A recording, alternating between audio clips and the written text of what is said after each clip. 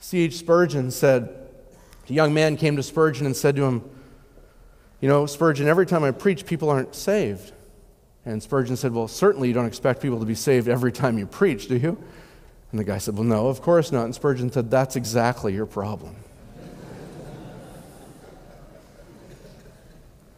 Listen, I know that God sometimes says no. I realize we need to submit to God's name.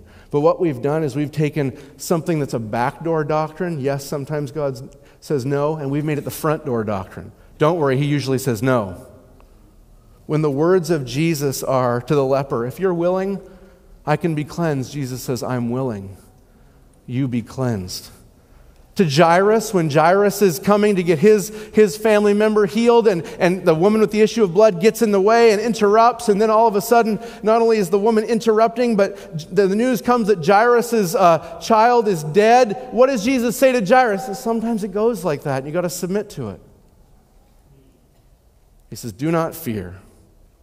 Only believe." Or what about the man who had a demon-possessed boy, the boy would froth, and he'd done this since his childhood, and the disciples couldn't get the demon out of the boy, and so, of course, that would mean that it's probably not the will of God, since the disciples couldn't do it. I mean, they're godly men, they're praying, you might as well give up now. And the man says to Jesus, he says, if you can, this boy can have this demon taken away. And Jesus says, "If I can, you believe." And the man says, "I believe. Help my unbelief." You know what I realized? That's a double statement of faith. I believe, that's a statement of faith. You help me with my remaining unbelief, that's still a statement of faith.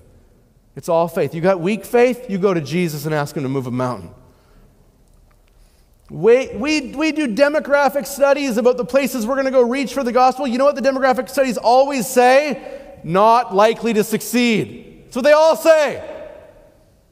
Probably not going to work. And then they say, "And you're the least likely candidate." That's the result of all of them. I can just tell you now, the world is not bent towards the receiving of the gospel. There's your demographic results. Now, by prayer, mountains move.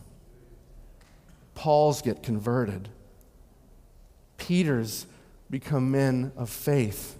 Dorcases are raised, demons are cast out, the gospel advances, not because God's people have to legalistically keep a quiet time, but because God's people can't keep but going to their God and asking him, "Lord, do it. Advance your kingdom."